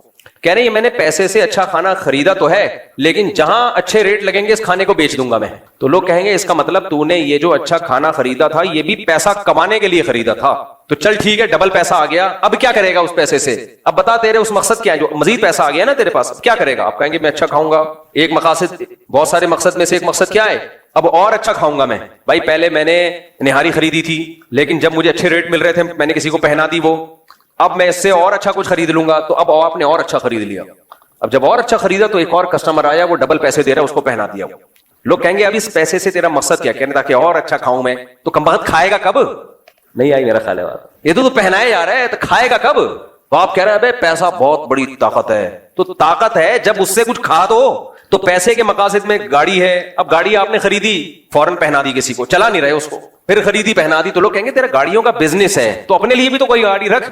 اپنے لیے نہ تو گاڑی رکھ رہا ہے, نہ تو گھر بنا رہا ہے, نہ تو کھانا اچھا کھا رہا ہے, تو اس کا مطلب تو پیسے کو خدا سمجھتا ہے. تو خوب سمجھ لو, جیسے پیسے میں یہ ساری چیزیں مقصد ہوتی ہیں, تو پیسے سے ایک مقصد یہ بھی ہوتا ہے کہ شادی ہو جائے میری مناسب جگہ پر. غریب آدمی کو کوئی دیتا ویتا نہیں آج کل, اور دے بھی دے تو خرچے پورے ہونا مشکل ہو رہے ہوتے ہیں اس کے لیے. تو آپ نے پیسہ کمایا کہ یار شادی ہو جائے گی, نہ نفع آسانی سے اٹھا لوں گا میں. اب اس شادی جب آپ کی ہوئی ہے, تو شادی سے جیسے کھانا جب آپ نے خریدا تھا تو اس کا مقصد کیا تھا, اس کو بیچنا یا کھانا؟ کھا نہیں رہے تو کس کام کا ہے وہ کھانا بھائی؟ تو ایسے جب آپ کی شادی ہوئی تو وہ کس کام کے لیے تھی؟ گھر بسانے کے لیے یا وہ بھی کمانے کے لیے؟ اگر اس کو بھی گھر سے باہر ہی بھیجنا تھا تو اس تکلف کی ضرورت کیا تھی یار تمہیں؟ مجھے لگتا ہے یا تو آپ پاگل ہو گئے یا میں پاگل ہو گیا ہوں, کیونکہ میں پوری دنیا میں جاتا ہوں تو میری سوچ کے خلاف ہی لوگ نظر آ رہے ہوتے ہیں. بیگم بھی جاب کر رہی ہے, شوہر بھی جاب کر رہا ہے, رات کو دونوں کی ملاقات کے سلسلے میں حاضر ہو جاتے ہیں. کوئی مجبوری ہو تو ایک الگ بات ہے بھائی, بھوکا مر رہا ہو تو ایک الگ بات ہے, لیکن تو پیسے والے لوگ یہ کام کر رہے ہوتے ہیں. ابے تو تم نے کیوں کیا؟ تو کمانے کے لیے کیا ہے, تو وہی ہو گیا, کھانا خریدا اور کھانے کے بجائے بیچ دیا اس کو. اس کا مطلب تم نے خریدا تھا کھانے کے لیے نہیں بلکہ کمانے کے لیے خریدا ہے. تو یہ کمبختوں کو یہی نہیں پتا چل رہا کہ یہ ہوتی کیوں ہے شادی, کس سلسلے میں ہوتی ہے یہ بھائی. یہ اس سلسلے میں ہوتی ہے گھر سنبھالے, بچے پیدا کرے, وہ نسل بڑھائے آپ کی, وہی کام نہیں ہو رہا, باقی سارے کام اور سے لیے جا رہے ہیں. تبھی شادی میں پہلے دیکھا جا رہا ہے کہ ڈاکٹر ہو اور انجینئر ہو اور فلانا ہو اور ڈمکانی ہو. پھر جب وہ جوتے لگاتی ہے نا شادی ہونے کے بعد, کہتے ہیں میں تو بڑی پڑھی لکھی خاتون سے شادی کی. پڑھی لکھی ہونا بالکل ایک ڈفرینٹ چیز ہے, گھر سنبھالنا بالکل ایک ڈفرینٹ چیز ہے. اس کا پڑھائی سے کیا تعلق ہے؟ بایولوجی میں وہ اس نے یہ پڑھا کہ گھر کیسے سنبھالا جاتا ہے بایولوجی کی کتابوں میں ہے بھائی. اب میڈیکل سائنس کی کتابوں میں شوہر کے حقوق نام کی کوئی چیز اس نے پڑھی ہے ڈاکٹر نے؟ مجھے وہی لگتا ہے یا تو آپ پاگل ہو گئے یا دونوں میں سے کوئی ایک پاگل ہے.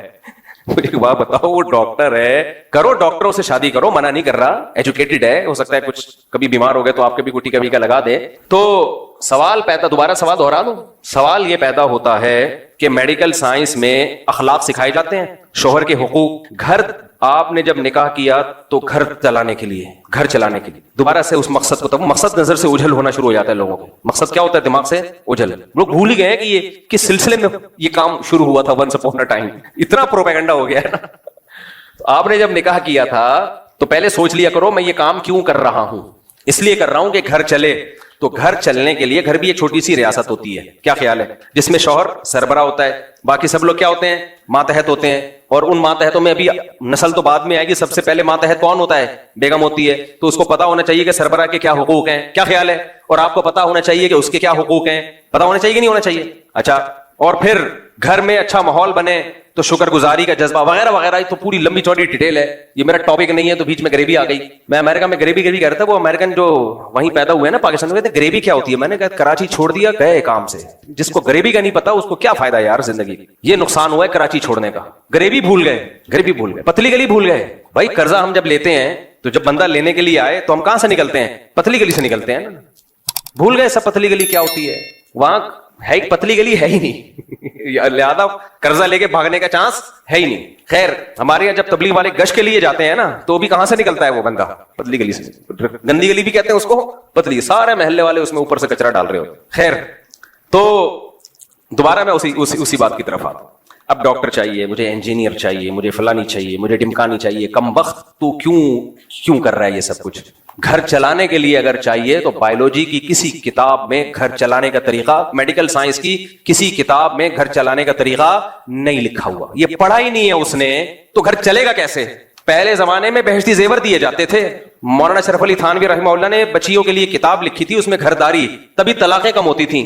بہشتی زیور جب نہیں تھی تو اس سے پہلے فارسی جو رائج تھی اس میں کتابیں تھیں, ہر بچی کو دی جاتی تھی یہ بہشتی زیور پڑھو تاکہ گھر چلانا ہے تمہیں. انگریز جب آیا تو بہشتی زیور جیسی کتابیں تو ختم ہو گئیں, تو ان کے پاس تو کوئی ایسی کتاب ہی نہیں تھی, لہذا انگریزوں کے گھر تو تباہ ہو گئے. میرے سامنے نا بڑے لوگ فنڈر بنتے ہیں, کہتے ہیں نہیں وہ تو بڑے وفادار ہوتے ہیں, ان کے گھر تباہ نہیں ہوتے. بھائی گھر بناتے کم وقت بڑھاپے میں ہیں, تو تباہ ہونے کے لیے کچھ ٹائم تو چاہیے نا.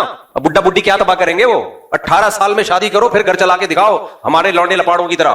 ہمارا نوجوان جب اس کا ٹیسٹوسٹیرون لیول بالکل ہائی پہنچا ہوا ہوتا ہے نا, اس وقت وہ شادی کرتا ہے اور بیوی سے وفا کرتا ہے, دادا نانا بن کے مرتا ہے. وہ گورا یہ ظرف دکھا دے, اور عورت بھی وفا کرتی ہے اپنے شوہر کے ساتھ, ان میں نہیں ہے یہ ظرف. وہ سارے ادھر ادھر سب سارے تجربے کر کے 50 55 60 سال میں جا کے بھی سب نہیں کر رہے ہوتے. کچھ لوگ کہتے ہیں چلو شادی بھی کر لیتے ہیں.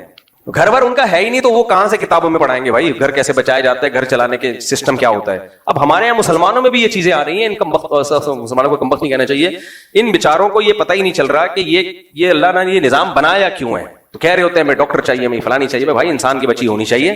مرد میں تو پھر بھی یہ ضروری اس لیے ہے کہ وہ کماتا ہے تو کچھ ہوگا, ہنر تو کمائے گا نا. عورت میں تم نے کیا کرنا ہے, باقی تعلیم دو عورت کو 100 دفعہ دو, ہم نے منع نہیں کیا, لیکن گھر اس تعلیم سے نہیں چلے گا. یہ ذہن میں رکھنا.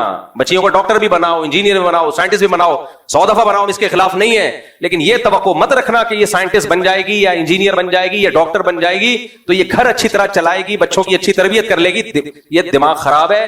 ہماری مائیں اور جو پہلے مائیں گزری ہیں ان کے گود سے جو بچے پیدا ہوئے ہیں وہ بہت بہت باصلاحیت بچے پیدا ہوئے ہیں, علماء صلحاء اور بڑے بڑے لوگ پیدا ہوئے ہیں. وہ ان کے پاس یہ نالج نہیں تھی, اور بہشتی زیور پڑے ہوئے ہوتے تھے, انہوں نے, سمجھ رہے ہو, چند اخلاقی چیزیں ان کو معلوم ہوتی تھیں جو آج کی نئی جنریشن کو یہ معلوم نہیں ہے. حیض و نفاس تک کے تو مسائل, طہارت کے احکام تک نہیں آتے آج کل بچیوں کو. بلکہ نہ صرف یہ کہ ان کے پاس گھر چلانے کی صحیح تعلیم نہیں ہے, بلکہ الٹا غلط تعلیم ہے, گھر تباہ کرنے کی تعلیم ہے. میرا جسم میری مرضی, یہ والی تعلیم ہے ان کے پاس. شوہر نے اگر تھپڑ لگا دیا, غلط لگایا, تو تم بھی جواب میں آگے سے اسی طرح کھینچ کے چماٹا اس کے منہ پہ چپکا دینا. یہ والی ایجوکیشن ہے جو کہاں دی جا رہی ہے, یونیورسٹیوں میں دی جا رہی ہے. ساس کی ذرا بھی خدمت نہیں کرنا. ساس کون ہوتی ہے تمہیں کچھ کہنے والی؟ یہ والی تعلیم کہاں پڑھائی جا رہی ہے؟ بولتے کیوں نہیں یار, چپ کیوں بیٹھے ہوئے ہو, یہ ہے یونیورسٹی. حالانکہ یہ کتاب میں نہیں لکھا ہوا ہوتا, لیکن یہ پروفیسر صاحب غریبی میں, جیسے میں بہت ساری چیزیں بیان کے دوران غریبی میں چلا رہا ہوتا ہوں, تو پروفیسر صاحب تعلیم کے ساتھ ساتھ یہ چیزیں کیا چلا رہے ہوتے ہیں, غریبی میں, کیونکہ اس کی اپنی بیوی بیچارے کی وہ یہی کچھ کر رہی ہوتی ہے اس کی اماں کے ساتھ, اور اس پہ خوش بھی ہوتا ہے وہ. خیر, تو اس کو نہ صرف یہ کہ صحیح تعلیم نہیں دی جا رہی, بلکہ باقاعدہ غلط تعلیم دی جا رہی ہے. تو پھر جو تباہی گھروں میں پھیلے گی وہ تو ہوگی نا. ابھی آئے ہوئے تھے 1.5 مہینہ پہلے ایک صاحب, کسی کو نہیں پتا چلے گا کس کی بات کر رہا ہوں, بہت کروڑ پتی آدمی ہے, بڑی ملیں ان کی, ان کو بھی شوق تھا ایجوکیٹڈ. میں نے کہا پہلے اخلاق دیکھو. نہیں ایجوکیٹڈ جب کر لی, اس کے بعد جو ان کا سر گنجا کیا ہے نا, تو بجائے بال لگوانے کے وہ میرے پاس آ گئے. بال ڈائریکٹ اس لیے لگوانے نہیں گئے کہ ان کو پتا تھا کہ بال لگوا کے دوبارہ میں نے شادی کی تو دوبارہ یہ کیا ہو جائیں گے, گر جائیں گے. انہوں نے کہا پہلے اس کا کوئی پائیدار حل ہو جائے کہ دوبارہ نہ گرے. تو کہنے لگے وہاں تو علیحدگی ہو گئی ہے, تو آپ کوئی ایسا رشتہ بتا دیں جو بالکل, مجھے تعلیم نہیں چاہیے, شریف شرفا قسم کی گھر داری, گھر چلانے والی لڑکی ہو. میں نے کہا بھائی میں تو رشتے کراتا نہیں ہوں, لیکن دیر آئے درست آئے. ہاں ایک چیز میں نے ایڈ کر لی, میں نے کہا یہ شرط نہ لگا یہ تعلیم یافتہ نہ ہو, یہ بھی غلط شرط ہے. تعلیم یافتہ ہو یا نہ ہو, اس سے یہ دوسرے درجے کی چیز ہے. پہلے کیا ہو, گھر چلانا جانتی ہو, پھر بے شک تعلیم یافتہ بھی ہو, اچھی بات ہے, پھر نور علی نور.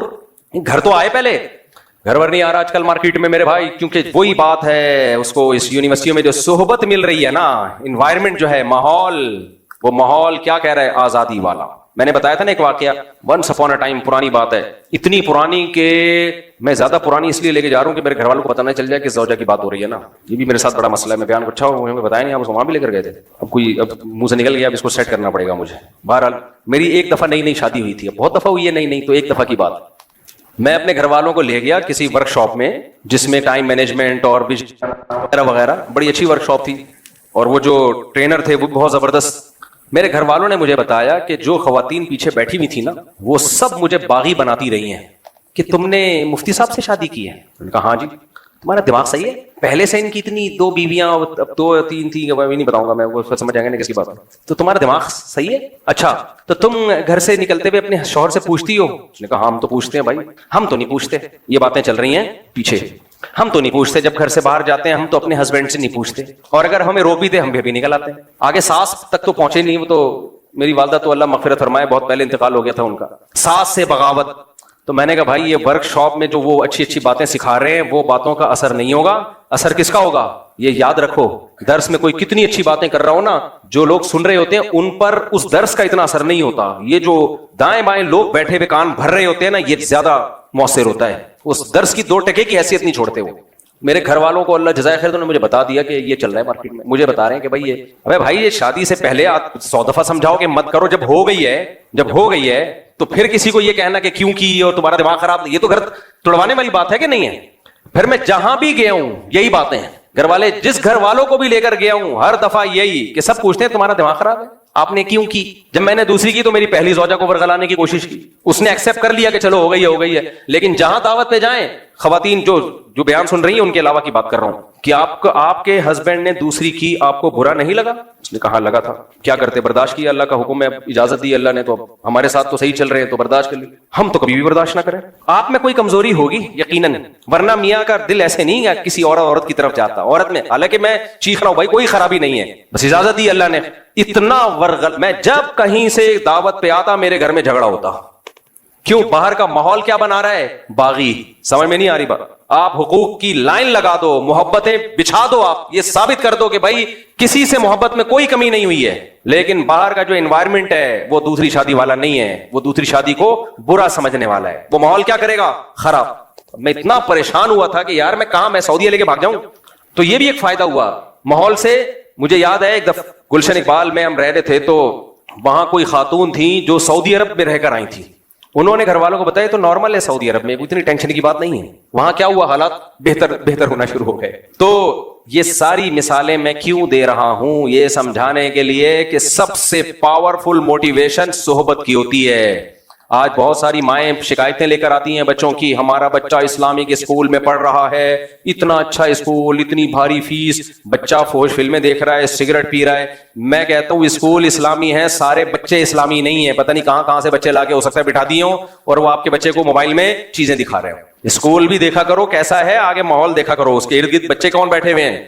تبھی حتی الامکان ہم تو کہتے ہیں ہوم اسکولنگ کی طرف لے کر آؤ, لیکن پھر بچوں کو تھوڑا لڑکوں میں کھیلنے بھی تو بیلنس کرنا ہوتا ہے نا. بالکل ہی لڑکوں سے ہٹا دو گے کہ کہیں کوئی بری صحبت نہ ملے تو پھر وہ چھوئی موئی بن جاتا ہے, پھر وہ ویسے ہی اس میں نسوانیت پیدا ہو جاتی ہے. تو اس میں بیلنس اعتدال سے لے کر چلنا ضروری. تو خیر ہم اصل موضوع کی طرف جلدی سے آتے ہیں. تو میں یہ بات کر رہا تھا میرے بھائی, صحابہ کرام جیسے ہم بن نہیں سکتے, کیونکہ انہوں نے, صحابہ نے کس کی صحبت اٹھائی ہے؟ نبی کریم صلی اللہ علیہ وسلم. تو اس سے پتہ چلتا ہے کہ اہل اللہ کی صحبت, یا جو جتنا بڑا بزرگ ہوگا اس کی صحبت سے جو کچھ حاصل ہوتا ہے وہ کسی طریقے سے حاصل نہیں ہو سکتا. تو اس لیے ہمیشہ سے لوگ اللہ والوں سے تعلق قائم کرتے تھے, ان کی صحبت میں رہتے تھے, ان جیسا بننے کی کوشش کرتے تھے. آپ سخاوت پہ کتنے بیانات کر دو, انسان میں سخاوت پیدا نہیں ہوتی. کچھ دن سخی لوگوں کے ساتھ گزار لو, آدمی خود بخود کیا بن جاتا ہے؟ سخی. آپ نے دیکھا ہوگا کچھ قومیں سخاوت میں مشہور ہیں, کچھ کنجوسی میں مشہور ہیں. کیوں؟ جو سخیوں میں پیدا ہوتے ہیں وہ دیکھتے ہیں باپ دادا کو خرچ کرتے ہوئے, وہ بھی سخی بن جاتے ہیں. اور کچھ ایسے ہوتے ہیں ہمیشہ ابا کو چمنی ٹھنڈی کا حساب کرتے ہوئے دیکھا ہوتا ہے, انہوں نے ہمیشہ ابا کو دیکھا ہوتا ہے پیسوں پہ لڑتے ہوئے. تو وہ بچہ بھی کیا پیدا ہوتا ہے؟ پھر وہی لطیفہ آ رہا ہے, بہت دفعہ سنا چکا ہوں لیکن اتنا مزہ آتا ہے, آدمی کہتے پارسل کرو یار. وہ ایک کنجوس آدمی تھا نا, اس کے بچے کہتے تھے ابو گھی چاہیے, دیسی گھی چاہیے, وہ لا کے نہیں دیتا تھا. پیسے ہوتے تھے پھر بھی نہیں لا کے دیتا تھا. تو ایک دن گھی کا ڈبہ لے آیا تو بچوں سے کہتا ہے کہ دیکھو باہر بھی چکنائی لگی ہوتی ہے نا, تو اندر ڈبہ نہیں کھولنا, پہلے باہر سے روٹی لگا لگا کے کھاؤ تاکہ باہر کا سارا گھی کیا ہو جائے؟ ختم. وہ ڈبے, ہر کوکنگ آئل پہ بھی آپ نے دیکھا چکناہٹ ہوتی ہے. اور وہ بچے روزانہ, اس کے بھی بچے تھے کنجوس کے بچے, روزانہ روٹی ڈبے پہ رگڑ رگڑ کے کھا رہے ہیں. اس کو سفر پہ جانا تھا تو اس نے گھی الماری میں بند کر کے رکھ دیا کہ ایسا نہ ڈبہ کھول کے پورا ہی چٹ کر جائیں, لاک لگا دیا الماری. سفر کے بعد آیا اور کہنے لگا کہ بچوں گھی تو نہیں کھولا تم نے؟ انہوں نے کہا نہیں ابو, ہم الماری سے روٹی لگا لگا کے کھاتے تھے. اس نے رکھ کے ایک تھپڑ لگایا, بغیر تو کچھ دن گھی کے بغیر صبر نہیں کر سکتے تھے. اب بتاؤ جو اس ماحول میں پیدا ہوگا وہ بچے سخی بنیں گے, وہ اپنے بچوں کے ساتھ بھی یہی کریں گے. تو یہ گھی کا ڈبہ کئی صدیوں تک وراثت میں جائے گا, یہ کئی نسلوں تک. تو صحبت, ہاں میں یہ بتا رہا تھا کہ پہلے زمانے میں اس کی بڑی حیثیت تھی کہ کوئی پیر و مرشد ہونا چاہیے, اس سے ہم اپنی اصلاح کروائیں. لیکن جیسے کچھ شعبے چلتے ہیں تو ٹھیک ہوتے ہیں, بعد میں ان میں خرابیاں پیدا ہو جاتی ہیں. تو اب خرابی یہ پیدا ہو گئی کہ پیر و مرشد کو انسان سے اوپر کی کچھ چیز سمجھا جانے لگا. پیر کا دائرہ کار دیکھو, ڈاکٹر کا دائرہ کار کیا ہوتا ہے؟ جو بیماری ہے اس کو ٹھیک کرے. ڈاکٹر سے آپ یہ مشورہ لیتے ہو کہ میں نے کہاں شادی کرنی ہے, کہاں نہیں کرنی ہے, کون سا بزنس کرنا ہے, کون سا نہیں کرنا. ڈاکٹر کہے گا ٹیکا لگا, نکل یہاں سے, نہ میرا ٹائم ضائع کر نہ اپنا ضائع کر. تو پیر و مرشد کا کام ہوتا ہے آپ کے اندر جو گناہ ہے وہ آپ سے چھڑوا دے, بس. اس سے آگے پیر کا دائرہ کار بولو نہیں ہے. حتیٰ کہ شرعی مسائل بتانا بھی اس کا کام نہیں ہے, وہ مفتیوں کا کام ہے. لیکن آج کل جو مارکیٹ میں پیر آ رہے ہیں, میجورٹی, سب نہیں, بہت سے اچھے بھی ہیں الحمدللہ, میجورٹی کیا ہے؟ وہ پیر کم, اور اس کو معاذ اللہ پیغمبر سے بھی اونچا درجہ دے دیا ہے. میں جانتا ہوں ایسے لوگوں کو, شادی کر لی پیر کی مرضی کے بغیر, پیر صاحب ناراض ہو کے بیٹھ گئے, ابا اما کی نہیں مان رہے, پیر کو باپ بنایا ہوا ہے. شریعت میں ماں باپ کا درجہ پیر و مرشد سے بولو زیادہ ہے, ٹیچر سے بھی زیادہ ہے. یہ ذہن میں رکھو. آج کل بعض لوگ تعلیم دیتے ہیں استاذ کا درجہ ماں باپ سے زیادہ. نا نا نا نا, قرآن کے مطابق استاذ کا درجہ والدین سے کم ہے, بہت کم ہے. بہت بڑا درجہ ہے استاذ کا, لیکن ماں باپ سے کے برابر نہیں ہے. ماں باپ کو سب سے سپیریئر رکھا ہے اللہ نے. قرآن کے الفاظ دیکھو, عیسیٰ علیہ السلام پیدا ہوئے, ماں کی گود میں جب بول رہے ہیں تو برم بوالدتی, توحید کا اعلان کر کے کہہ رہے ہیں اللہ نے مجھے حکم دیا کہ اپنی ماں کے ساتھ اچھا سلوک کروں میں. ابھی ماں کی گود میں ہے وہ. پیغمبروں کو حکم ہے ماؤں کے ساتھ اچھا سلوک کریں. تو اور ابراہیم علیہ السلام کو دیکھو اپنے والد سے کیسے نرم لہجے سے بات کر رہے تھے. تو اس لیے سب سے بڑا مقام استاد سے بھی بڑا مقام کس کا ہے؟ تو پیر و مرشد کا ماں باپ جیسا مقام نہیں. اب بعض لوگ پیر و مرشد سے بیعت ہوئے, وہ پیر صاحب ان کے گھروں میں ایسا گھسے ہیں, ماں باپ کہہ رہے ہیں ہمارا بچہ ہمارے ہاتھوں سے نکل گیا بھائی, ہم نے تو بھیجا تھا گناہ چھوڑوا دیں گے, تو سارا دن پیر صاحب کی خدمت میں لگا رہتا ہے, ہمیں ہمارا تو رائے نہیں ہے. مولانا شلوی تھانوی رحمۃ اللہ علیہ بڑے حکیم تھے, حکیم الامہ تھے. حکیم سے مراد حکمت والے. انہوں نے ان پیروں پہ رد کرتے ہوئے لکھا ہے کہ لو تھی کسی اور کی اور ہو کسی اور کی گئی ہے اولاد, جنا کسی نے اور ہو کسی اور کی گئی. نہ نہ نہ, جنہوں نے جنا ہے انہی کی رہے گی. ہمارے شیخ حضرت مفتی رشید احمد صاحب سے کسی نے پوچھا کہ حضرت پیر صاحب اگر کسی ایک بات کا حکم دے رہے ہوں اور والدین اس کی دوسری بات کا حکم دے رہے ہوں تو والدین کی مانے یا پیر صاحب کی مانے؟ حضرت نے فرمایا وہ پیر ہی نہیں ہے جو ماں باپ کی مرضی کے خلاف آپ کو حکم دے, کیونکہ اس کا کام ہے شریعت پہ چلانا. تو شریعت تو کس کو؟ ماں باپ کی اطاعت کا حکم دیتی ہے. وہ کہے گا تم نے پوچھ کیسے لیا مجھ سے, تو وہ سب کچھ ہی بن جاتا ہے. حضرت جی نے فرما دیا. تو حضرت جی جو پیر و مرشد ہیں ان کا کام اب اصلاح رہا ہی نہیں, اپنی نہیں ہوتی اصلاح, اس کی کیا کریں گے؟ دل میں دنیا کی محبت, شہرت کی لالچ. علماء کہتے ہیں بزرگ بننے کے لیے نا ظاہری اعمال کے ساتھ جو باطنی اعمال ہے نا, باطن میں 3 چیزوں کا ہونا ضروری ہے. 3 چیزیں. ظاہری تو مطلب نماز با جماعت کا پابند ہو, شریعت کے مطابق اس کا حلیہ ہو, کبیرہ گناہوں سے بچتا ہو, تو ظاہری اعمال. باطن ظاہری تو نظر آ جاتے ہیں نا, باطن میں 3 چیزیں, حب جاہ, حب با اور حب مال. مال کا لالچی نہ ہو, ہوس نہ ہو, جاہ کا لالچی نہ ہو, شہرت کا بھوکا نہ ہو, اور تیسرا باہ. باہ کا مطلب کیا ہے؟ یہ لفظ سنا ہوگا نا, قوت باہ. حکیم جو بیچ رہے ہوتے ہیں نسخے, باہ بڑی بھی نہ ہو حد سے. کیا مطلب؟ حلال اور حرام کا فرق جانتا ہوں. کتنے جاہل پیر ایسے ہیں, لوگوں نے اپنی بیٹیاں ان سے بیعت کروائیں اعتماد کر کے کہ یہ باپ والا سلوک کریں گے, اور انہی کے ساتھ غلط نظروں سے دیکھنا شروع کر دیا, انہی کو غلط نظروں سے دیکھنا شروع کر دیا. تو یہ کیا اس کا مطلب؟ اس کو اپنی خواہش پہ کنٹرول نہیں ہے. بچیوں کو پڑھا رہے ہیں اور پڑھا کے ان سے ریلیشن قائم ہو گیا. یہ اسکینڈل بنتے رہتے ہیں, یونیورسٹی میں بنتے ہیں اور بعض مذہبی لوگوں کے بھی بنتے ہیں. تو پہلے زمانے میں دیکھا جاتا تھا, جو بزرگ تھے نا وہ خلافت دینے سے پہلے دیکھتے تھے کہ نمبر 1 ظاہری تو کبیرہ گناہ تو نہیں ہے. آج بعض لوگوں کو خلافت ملی ہوئی ہے, سودی بینک میں مینیجر ہے, اب کمائی حرام رہا ہے اس کو آپ نے خلافت دے دی ہے بھائی. تو کبیرہ گناہ کا مرتکب ہے, آپ اس کو خلافت دے رہے ہو. نماز پڑھ نہیں رہا, ایک پیر صاحب نے خلافت دی اپنے مرید کو کہ یہ میرے جانشین ہے, وہ فجر نہیں پڑھتا تھا. ہم نے کہا حضرت یہ تو فجر کی نماز ہی نہیں پڑھتا. چلو 1 آدھ دن ہوتا ہے, 2 دن ہوتا ہے, 15 دن شارٹ. انہوں نے کہا انشاءاللہ اللہ توفیق دے گا, پڑھ لے گا. ابے تو جب توفیق دے گا تو پھر خلافت دے دینا نا. جو نماز نہیں پڑھ رہا وہ دوسروں کو کیا نمازی بنائے گا؟ یا تو کوئی شرعی عذر ہے تو وہ پیش کرے بھائی, کوئی شرعی عذر ہے تو. یہ تو ظاہری اعمال ہے. اور باطن میں شہرت کا بھوکا نہ ہو, دنیا کو مسافر خانہ سمجھتا ہو. دل میں یہ ہو اس کے, دنیا جس کے پاس دولت ہے تو یہ مطلب نہیں کہ دنیا کو مسافر خانہ نہیں سمجھتا. سلیمان علیہ السلام کے پاس تو بے پناہ لگژری لائف تھی, مگر پھر بھی دنیا کو کیا سمجھتے تھے؟ مسافر خانہ. میرے شیخ و مرشد حضرت مفتی رشید احمد صاحب کے پاس بہت لگژری لائف تھی. آپ کی ایسی خوبصورت گاڑی کویت کے شہزادے سے خریدی تھی آپ نے. کوئی ان کی زندگی دیکھ کے کہتا کہ یہ تو معاذ اللہ یاش ہیں, لیکن ہم ان کی صحبت میں ہمیں پتا ہے کہ ان کے دل میں دنیا کی محبت نہیں تھی. وہ دنیا کو مسافر خانہ, مسافروں میں بھی تو کوئی بزنس کلاس میں سفر کرتا ہے, کوئی اکانومی میں سفر کرتا ہے. کہتے ہیں بھائی جب اللہ نے پیسہ دیا تو بزنس کلاس میں سفر کرو, اچھی گاڑی رکھو. محبت نہیں تھی دل میں. محبت کا پتہ کیسے چلتا ہے؟ اب آپ کہو گے پتہ کیسے چلے گا؟ پتہ ایسے چلے گا چھن جانے پہ غم کتنا ہوتا ہے. ہمارے حضرت کے لاکھوں روپے ڈوب گئے ایک بزنس میں, کہتے ہیں میرے دل پہ ایک بال نہیں آیا. اور جب الائنس والوں کا ایک بزنس ہوا تھا تو بہت سے لوگ ہارٹ اٹیک سے مر گئے تھے. حضرت نے ان کا نام رکھ دیا تھا شہدائے الائنس, یعنی ان کا پیسہ ڈوبا اور شہید ہو گئے. اس سے کبھی بھی اندازہ نہ لگایا کرو کہ کوئی بزنس کلاس میں سفر کر رہا ہے یا بڑی گاڑیوں میں گھوم رہا ہے تو یہ دنیا کی محبت اس کے دل میں ہے. نا نا نا نا, ایسے تو آپ دھوکا کھا جاؤ گے بھائی. آپ تو سلیمان علیہ السلام کی شاہی زندگی دیکھو گے تو آپ سمجھو گے یہ پیغمبر بھی معاذ اللہ دنیا پرست ہے. نا نا نا, دنیا پرستی کا پتہ دل کی کیفیت ہے. اس سے پتہ چلتا ہے کہ اگر یہ چھن جائے تو اس کو غم کتنا ہوتا ہے. اہل اللہ والوں کو وہ غم بہرحال نہیں ہوتا جو دنیا پرستوں کو. تو کہتے ہیں مسافر خانہ ہے, مل جائے ٹھیک ہے, نہیں تو کیا ہے, جیسے بس میں سفر کر رہے ہوتے ہو, سیٹ مل جائے کھڑکی والی خوش ہو جاتے ہو, نہیں تو پائیدان پہ لٹک کے بھی سفر ہو جاتا. اب آپ نے کہا وہ کھڑکی والی سیٹ پہ بیٹھا ہوا اتنا, اس کا مطلب یہ دنیا پرست ہے, اس کو یہ مسافر خانہ نہیں سمجھتا. نہیں بھائی, اس کو یہ سیٹ نہ ملتی تو پائیدان پہ لٹک کے سفر کر کے بھی اسی طرح گنگناتا ہوا جاتا ہے. تو ہم نے دیکھا ہے اللہ والوں کو پیسہ چھین بھی جائے گا, چل یار آنے جانے والی تھی. دنیا دار آدمی تو مر رہا ہوتا ہے, اور اللہ والوں کے پاس جتنا پیسہ ہوتا ہے ان کے صدقات و خیرات آپ کے ہوش اڑا دے, اور جتنا ان کے پاس ہو سکتا ہے اتنا نہیں ہوتا, وہ اس سے بھی زیادہ سکتا ہے. تو پہلے زمانے میں یہ بزرگ کی ڈیفینیشن ہوتی تھی.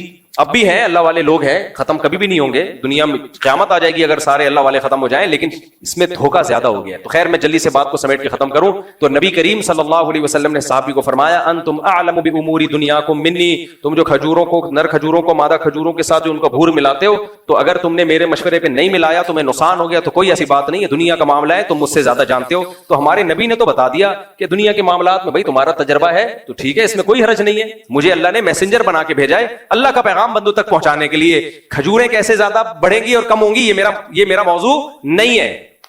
تو میں یہ بتا رہا تھا آج کل پیروں کو یہ خود یہ بات ہمارے نبی کے نبی ہونے کی دلیل ہے, خود یہ بات نبی کے نبی ہونے کی دلیل ہے. دیکھو جو سچا ہوتا ہے اس کا دعویٰ کلیئر ہوتا ہے, جو جھوٹا ہوتا ہے وہ روزانہ پینترے بدلتا ہے. مرزا غلام احمد قادیانی کے دعوے آپ اس کی کتابوں سے اٹھا کے دیکھو روز چینج ہوتے تھے.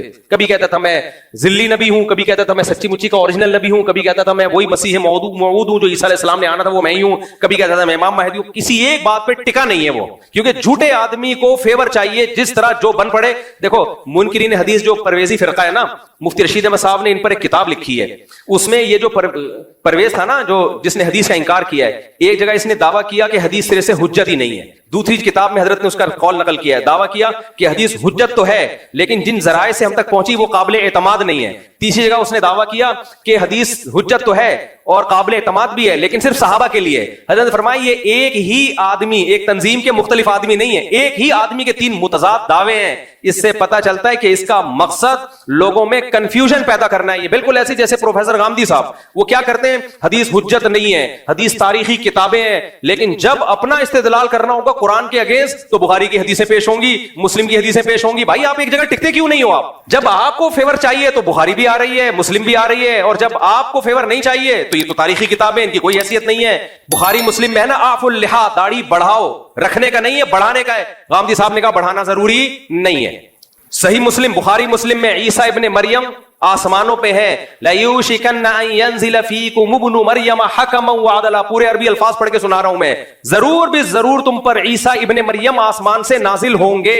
بخاری میں بھی ہے, مسلم میں بھی ہے, حدیث کی تمام کتابوں میں ہے. فَيَكْسِرُ الصَّلِيبَ, صلیب کو ختم کر دیں گے. وَيَقْتُلُ الْخِنزِيرَ, دنیا سے خنزیر کا خاتمہ کر دیں گے. وَيَضَعُ الْجِزْيَةَ, اور جہاد میں جزیے کو ختم کر دیں گے. اتنی واضح حدیث, لیکن جب جناب غامدی صاحب کے سامنے جاتی ہے کہتے ہیں حدیث تاریخی کتابیں ہیں. تو یہ بھائی ایک جگہ آپ ٹک نہیں رہے ہو. جب میں بھی کینیڈا امریکہ میں تھا نا تو خاتون بڑی ایگریسو ہوئی تھی. غامدی صاحب کا کلپ سنا, آپ کیا چار شادیاں کرتے رہتے ہو, یہ تو غزوہ احد میں بچیاں شہید ہو گئی تھیں, وہ سارے کچھ لوگ شہید ہو گئے تھے تو بچیاں یتیم ہو گئی تھیں, ان کے لیے اسلام نے کہا 4 کرو. میں نے کہا محترمہ, ان کو تو جواب نہیں دیا, میں نے کہا میں جا کے جواب ریکارڈ کرواؤں گا کہ یہ آپ نے پروفیسر غامدی صاحب کی دلیل سنی ہے. قرآن میں صاف طور پر 4 شادیوں کا تذکرہ ہے. تو غامدی صاحب نے کہا غزوہ احد میں کچھ ایسا ہوا تھا جس کی وجہ سے اجازت دی گئی تھی, تو ضرورت کے وقت اس اجازت سے فائدہ اٹھایا جا سکتا ہے. یہ کہاں سے نکالا آپ نے؟ یہ تو بخاری کی حدیث ہے, حضرت عائشہ کہہ رہی ہیں نا, اور اس کا مطلب بھی وہ نہیں ہے جو آپ بیان کر رہے ہیں. وہ مطلب کیا ہے وہ ایک الگ بحث ہے, لیکن آپ استدلال قرآن کے خلاف کہاں سے کر رہے ہو؟ بخاری کی حدیث سے کر رہے ہو. تو اجماعی مسئلہ ہے, اس میں جب آپ نے قرآن کی مخالفت کرنی ہے تو پھر بخاری کا سہارا, جب نہیں کرنی تو بخاری کی کوئی حیثیت نہیں ہے. تو بھائی ایک جگہ نہیں, جو بھی ایک جگہ ان کا مقصد کنفیوژن پیدا کرنا, ہر مسئلے میں کنفیوژن پیدا کر دینا. تو ہمارے نبی کریم صلی اللہ علیہ وسلم کی سیرت دیکھو, جو پہلے دن دعویٰ تھا آخری دن بھی وہی. پہلے دن بھی انما انا بشر مثلکم, بشر ہوں, انسان ہوں, میرا کام اللہ کا پیغام تم تک پہنچانا ہے. نہ میں عالم الغیب ہوں, لو کنت عالم الغیب لاستکثرت من الخیر, اگر میرے پاس غیب کا علم ہوتا مجھے کبھی نقصان نہ ہوتا. تم دیکھتے ہو مجھے نقصان بھی ہوتا ہے, اس کا مطلب نہیں ہے میرے پاس غیب کا علم اور مجھے کوئی نقصان نہ ہوتا. اور میں قل سبحان ربی, میرا رب ہر عیب سے پاک ہے. تم جو مجھے کہتے ہو کہ نہریں جاری کر دیں, یہ کر دیں, وہ کر دیں, بھائی میں خدائی کا دعویٰ تھوڑی کر رہا ہوں, میں تو اللہ کا پیغام تم تک پہنچاؤں. پیغام بھی کیا ہے؟ حلال و حرام کا علم, اللہ کا پیغام. کھجوروں میں برکت, کھجوریں کیسے بڑھتی ہیں کم ہوتی ہیں, یہ میرا موضوع نہیں ہے, اس میں مجھ سے غلطی بھی ہو سکتی ہے. دیکھو بخاری کی حدیث ہے, خدا کی قسم یہ ایسی نبوت پر ایسی جاندار دلیلیں ہیں نا, یہ حدیثیں ایسی جاندار دلیلیں. جب بھی کوئی شخص جھوٹ بولتا ہے نا وہ اتنا کلیئر نہیں ہوتا, اتنا صاف نہیں ہوتا. وہ صحیح بخاری کی حدیث ہے, نبی کریم صلی اللہ علیہ وسلم فجر کی نماز پڑھانے کے لیے آئے, اقامت ہو چکی تھی. آپ نے کیا فرمایا؟ لوگ تو اس کو توہین سمجھیں گے لیکن یہ تعظیم نبی ہے, یہ تعظیم نبی ہے. آپ نے فرمایا یا ایھا الناس انما انا بشر مثلکم, اے لوگو میں تمہاری طرح کا انسان ہوں, انسا کما تنسون, ایسے بھولتا ہوں جیسے تم بھول جاتے ہو. پھر آپ نے فرمایا مجھ پہ غسل فرض ہے اور میں غسل کرنا بھول گیا. پھر آپ گئے, غسل کر کے آئے اور آپ کے بالوں سے پانی ٹپک رہا تھا اور آپ نے نماز پڑھائی ہے. بے داغ سیرت اسی کو کہا جاتا ہے. آج جاہل پیروں کو دیکھو، شیو سرکار کو دیکھو، ان جاہل پیروں کو دیکھو، یہ اپنے بارے میں یہ تو ان سے اور یہ جتنے اس ٹائپ کے اور بہت سارے پیر ہیں، کوئی ایک نہیں ہے، وہ تو شفت و مشہور ہو گیا.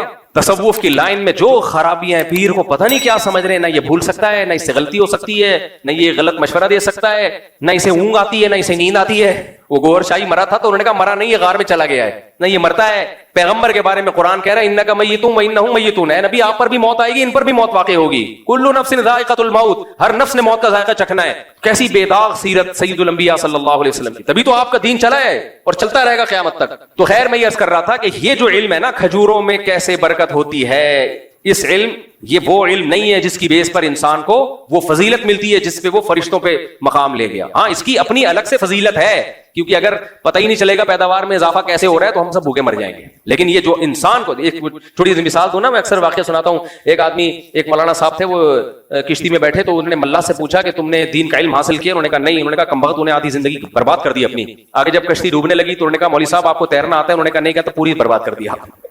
سمجھ لو.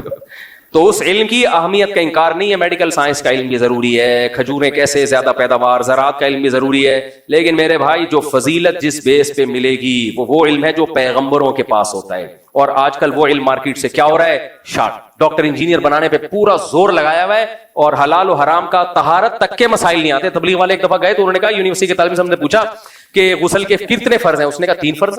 یہ بڑے خوش ہوئے کہ چلو یار کون کون سے کہنے؟ تولیہ، صابن اور بالٹی.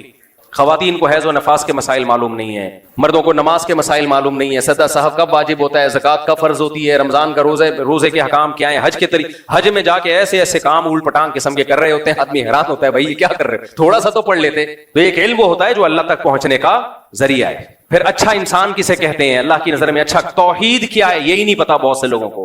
الہ کسے کہتے ہیں، معبود کسے کہتے ہیں؟ تو اس لیے میرے بھائی تھوڑا سا اس علم کو بھی کیا کر لو، تھوڑا سا اس کو بھی ٹائم دے دو. اللہ سمجھنے کی عمل کی توفیق عطا فرمائے. وما علینا الا البلاغ. اچھا آپ ہیں جناب، آپ ہیں وکیل؟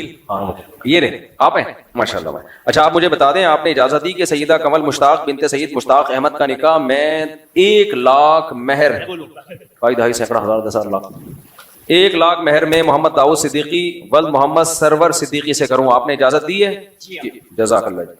الحمد للہ نحمده ونستعینه ونستغفره ونؤمن به ونتوکل علیہ ونعوذ باللہ من شرور انفسنا ومن سیئات اعمالنا من يهده الله فلا مضل له ومن يضلله فلا هادي له ونشهد ان لا اله الا الله وحده لا شريك له ونشهد ان سيدنا وحبيبنا وشفيعنا وسندنا محمدا عبده ورسوله صلى الله تعالى عليه وعلى اله واصحابه وبارك وسلم تسليما كثيرا كثيرا. اما بعد فاعوذ بالله من الشيطان الرجيم. بسم الله الرحمن الرحيم. يا ايها الناس اتقوا ربكم الذي خلقكم من نفس واحدة وخلق منها زوجها وبث منهما رجالا كثيرا ونساء واتقوا الله الذي تساءلون به والارحام ان الله كان عليكم رقيبا. وقال تعالى يا ايها الذين امنوا اتقوا الله وقولوا قولا سديدا يصلح لكم اعمالكم ويغفر لكم ذنوبكم ومن يطع الله ورسوله فقد فاز فوزا عظيما. وقال النبي صلى الله عليه وسلم النكاح من سنتي وقال فمن رغب عن سنتي فليس مني. وقال النبي صلى الله عليه وسلم تزوجوا الودود الولود فإني مباهي بكم الأمم. وقال النبي صلى الله عليه وسلم تزوجوا ولا تكونوا كرهبان النصارى. جناب محمد داؤد صدیقی ول محمد سرور صدیقی، میں نے 1 لاکھ روپے مہر میں آپ کا نکاح سیدہ کمل مشتاق بنت سید مشتاق احمد سے کیا. آپ نے اس نکاح کو قبول کیا؟ جی قبول. جزاک اللہ. دعا کریں اللہ برکت دے. الحمدللہ رب العالمین والعاقبۃ للمتقین والصلاۃ والسلام علی رسولہ الکریم وعلی آلہ وصحبہ اجمعین. اللہ اس نکاح کو اپنے دربار میں قبول فرما، اس کی برکتیں زوجین کو تادم حیات نصیب فرما. آپس کے اختلاف و انتشار سے، لڑائی جھگڑوں سے، ہر قسم کے شر فساد سے اللہ ان دونوں کی حفاظت فرما. اس نکاح کو دونوں کے خاندانوں میں جوڑ کا، محبتوں کا ذریعہ بنا. جس کی جو جائز مراد ہو اللہ اس کی مراد کو پورا فرما. ربنا آتنا فی الدنیا حسنۃ وفی الآخرۃ حسنۃ وقنا عذاب النار.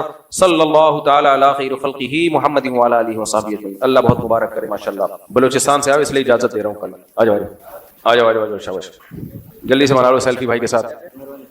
چلو چلو جلدی بنا لو. شاباش شاباش شاباش. بلوچستان سے ہم نے اللہ خوش رکھے. ماشاءاللہ ماشاءاللہ.